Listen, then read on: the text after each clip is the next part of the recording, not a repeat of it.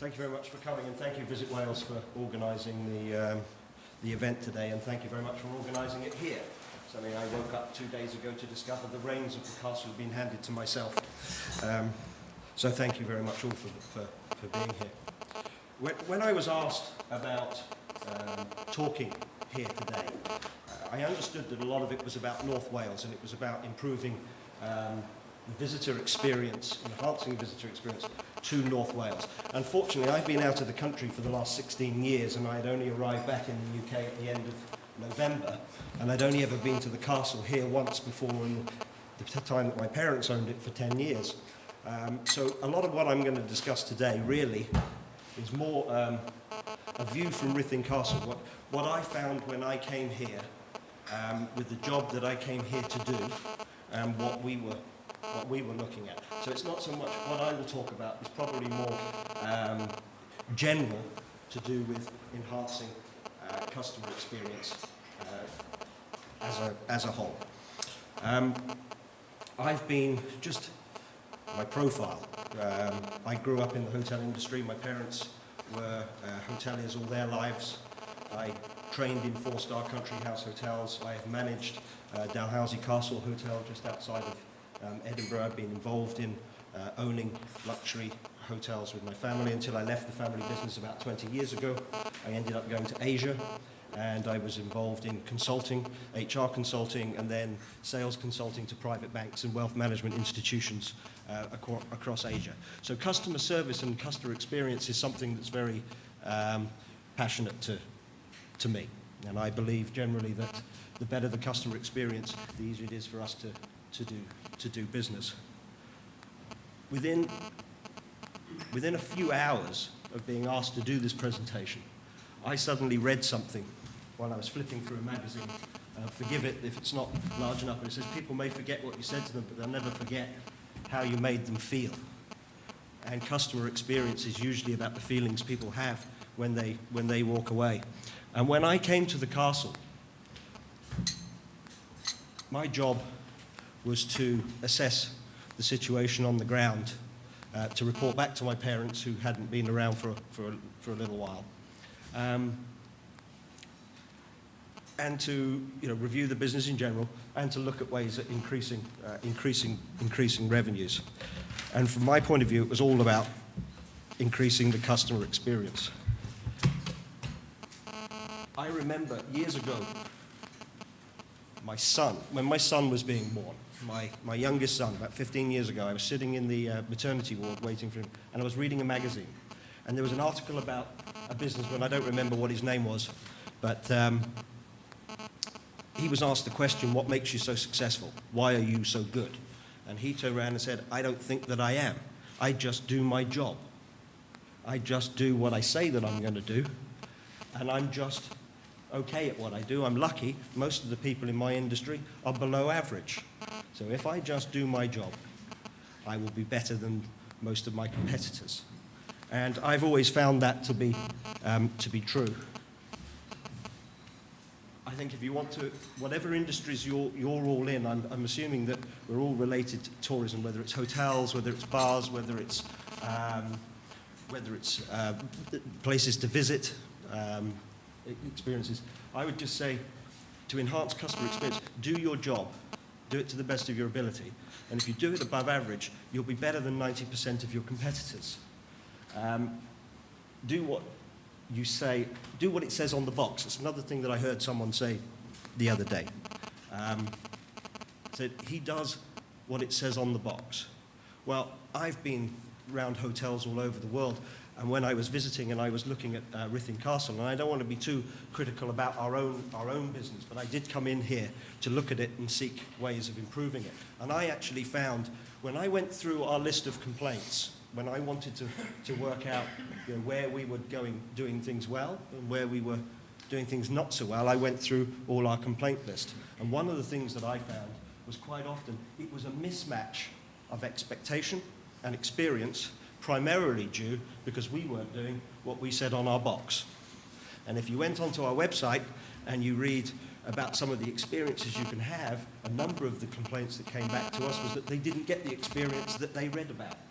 Of course, we wanted The website was all enhanced to attract, but somebody forgot to transfer it from the website, that emotion, and transfer it to the actual customer experience. So one of the things that my wife and I have spent some time doing is doing just that, is trying to match up what we say and what you get. And that's a very important thing for me. Most of these things, the situation that we found when we got here, we analysed some of our sales streams and some of our sales channels, sales for the last 5 years, and we'd seen how some of the sales had dropped off quite significantly from where they were 3, 4, 5 years ago. And certainly when my parents were here running it in 2007, 2008, before they decided to semi-retire and go and live in Thailand. And one of the things that everyone was saying to me was, if we take the conference market, for instance, our conference business had dropped quite significantly over the last 2 or 3 years, and we sat down with the sales guys and the conference people here and we said, why, what's happened? And they said, no one's got any money. I went, fair enough, but that's funny. I've been in other hotels and there's plenty of conferences kind of going on there. And what we realized being back in the UK is that people do still have money, they just don't have as much as they had. And they're a little more cautious about the way they spend it. We were talking at dinner last night. I was with some of the Visit Wales team last night. We were having dinner and we were talking about how you promote yourself to win somebody's dollar. We've got to work harder to win their money today. In the past, if someone decided to say, I want to go to Scotland or I want to go to Wales, most people would go to both. Today, they can only choose one. So we have to make sure that we fight harder for their money. And it was the same in our conference business. It was, the money is out there, they just want more, and they want to know that we want it more than anybody else. And unfortunately, our experience internally was that we weren't selling hard enough, we weren't promoting hard enough, and we weren't giving the customer the experience that made them want to spend their dollar with us as opposed to spending it at Rookery. So we set out to do a number of things, and it was to make things simple for the customer. I think that's important. I arrived here. Nobody knew who I was. I'd only ever been here once in 10 years, about 8 years ago when my younger brother got married. And I arrived. Took me about 20 minutes to find my room. Nobody took me to my room. They gave me my key. I had my luggage, and off we went. I was already a bit wound up by the time I got there. If someone had just changed, made it simple, make it simple for me to find my room, make it simple for me to check in, and all of a sudden my experience begins positively as opposed to being annoyed by the time I actually open my door. And one of the things that I've noticed in my life is an annoyed person will find other things to be annoyed about. Very, very quickly. It just goes from one to another, and I'm the worst example of it. But the other thing that I want to say, making things simple, to me, what I really want to say is that there's no real major science to this. It's not a NASA formula. We're not trying to put man on the moon. We're trying to get $1 out of somebody's pocket by giving them a good experience. If you go back to what I said before, they will remember how you made them feel. And I think it's important. So make things simple. One of the things I find in my life is the more complicated it is, the more annoyed I get, and the less I want to do it. It's simple. Whether it's a hotel, bus, train, plane, business to business, walking into a sweet shop. If it's hard, I don't want to do it. The other thing that we found was, about a year ago, my parents spent about £2 million on renovating parts of the property, and it got themselves into some difficult waters, financially. We just don't have. When I walked in a few months ago to try and do some things with the business, I didn't have £100,000 or £250,000 or £1 million to go and renovate a few things that had been missed out from 12 months ago. So I sat down and I said, how do we change this? And we came up with this concept. What could we do that would give the biggest bang for our buck? So little things that if some of you come back in the next few months, what you'll find is almost all the white paintwork will have been repainted, just because it's one of the simplest things that we can do. A pot of paint doesn't cost very much money. It doesn't cost very much to send someone around with a paintbrush, but when you walk in, it feels new. We're always looking for biggest bangs for your buck. Lollipops, Smarties, champagne and fireplaces. It all comes back again to biggest bang for your buck. Things that we can do that will enhance the customer experience that doesn't cost us very much at all. And I'm going to come on to my little, just give me 1 second, I've listed creating memory moments. In a couple of slides' time, I talk about becoming a customer. Yulia and I spent 10 days travelling around the UK, going to 4-star country house properties with 2 rosette restaurants. We did that in the name of market research. We stayed in some nice rooms and had some nice meals and put on a few pounds. But generally, we did this. We went round to see what other people were doing. Again, I'd been out of the UK for 16 years. I hadn't actually been back here for 7. They parachuted me in at the end of November. I haven't been warm since. So we went round looking at things and what other people were doing. And we found a number of it. When I first came in here, we had a problem. I'm allowed to talk about our problems, aren't we, that we have within the castle? Just being honest. We had a lovely fireplace in the library bar, and one gust of wind came the wrong way, blew all the smoke down the chimney, set the fire alarms off, 2 fire engines outside. They came in and said, you can't like this anymore until you spend £15,000 fixing the flue. We went, oh, what are we going to do? But when we were looking at it, they had just, all we had done was just take everything out and leave it as it is. It was empty. And on a cold day, it felt cold. It felt like it wasn't particularly well looked after. But when I went to Ettington Park Manor, just outside Stratford-upon-Avon, which is now a 5-star country house hotel, one that I happened to grow up in as a kid, I noticed that they had a similar problem with their fireplaces. But they had all these wonderful cones and little logs, and they had put the tea lights candles in it, and they'd strategically placed them so that they could light the candles, and the fireplace felt warm. It cost nothing. We just go out into the moat. If anyone's been outside or had a look by the spa and down in the moat, we have hundreds of pine cones falling off trees. Just sent somebody out there, they picked a load up, they stuck them in the fireplace, it transformed the whole feeling. So when a customer sat there, it felt totally different. Again, we went to another, where was I with the lollipops, rookery. This was great.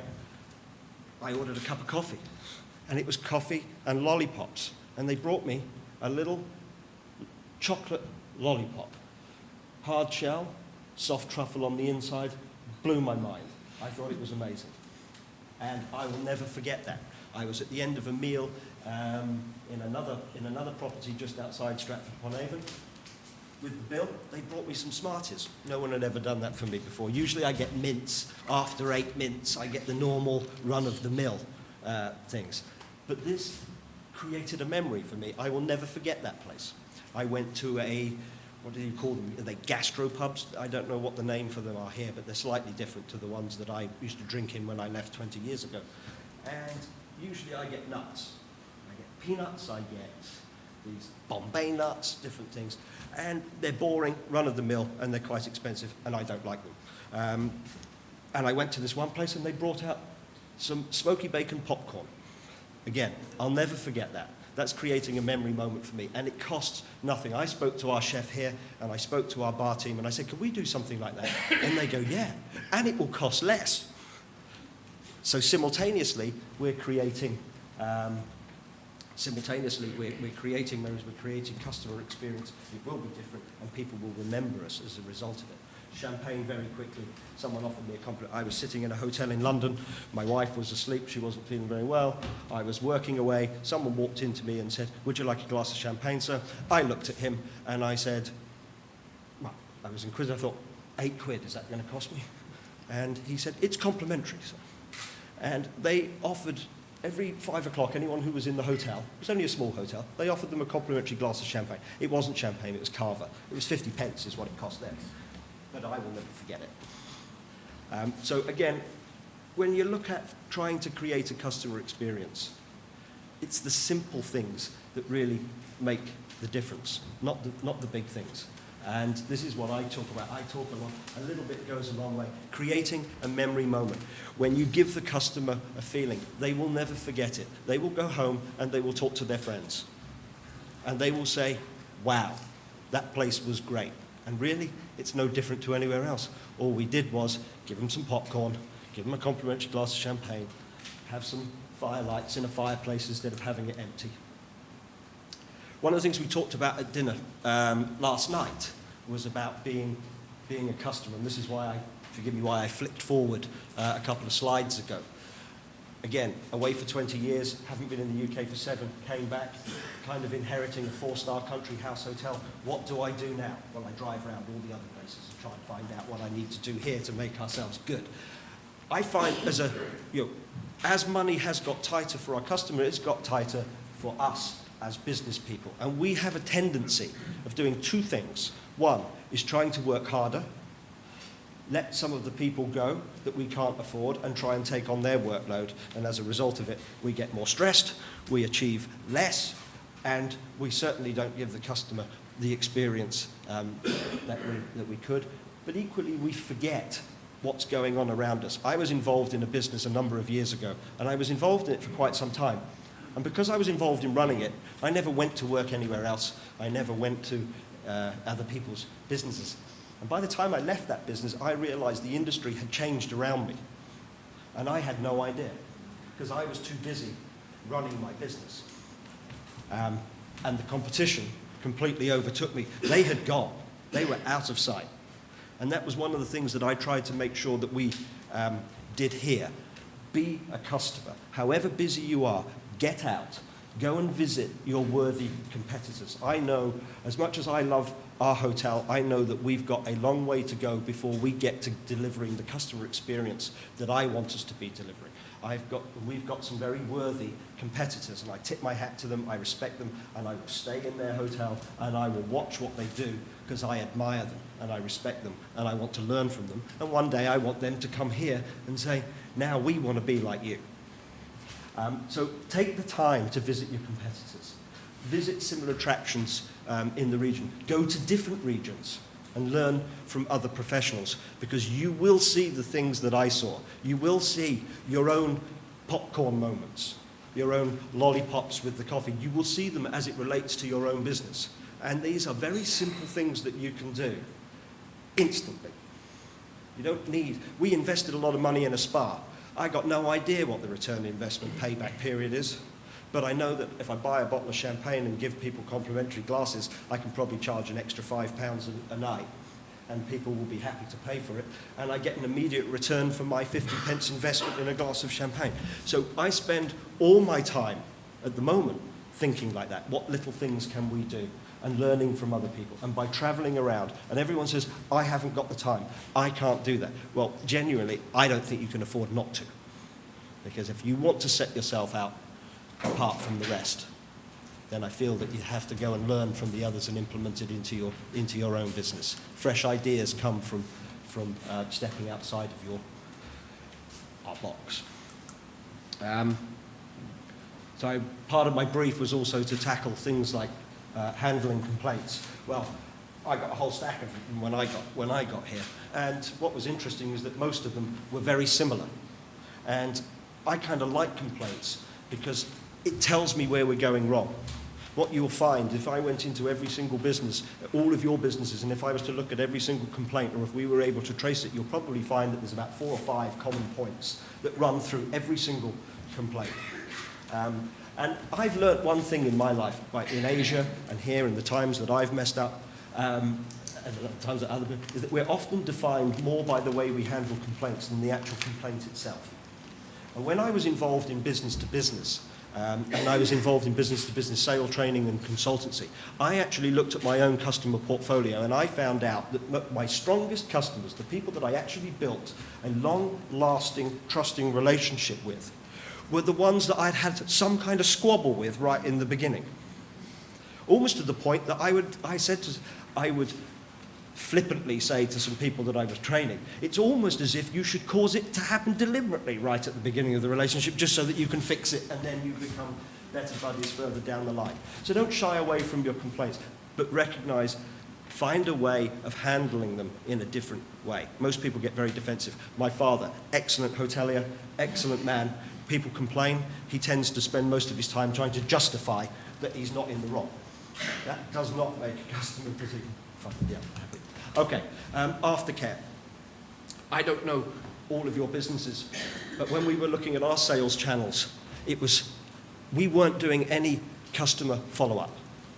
If you take weddings, for instance, I happen to turn around, I'm trying to find ways of generating revenue without spending too much money. And I said, do we ever send out anniversary offers to people that got married here? No one had ever thought of it. Never been done. We're doing it now. We're doing it now. And we will get some business, but we will do similar things to that in every single business channel that we have. And I would suggest that you spend some time looking at every distribution channel that you have and how you can create repeat customers from existing customers or people who come and then go away. Okay? And that's all about creating repeat business. That is the end of my presentation. It's about my experience coming to North Wales and my experience, case study, of trying to do the best by the business that I've now inherited in the best way that I can. And I hope that I've been able to share just a few moments or a few things with you that you will be able to take away with you and use immediately in your own businesses.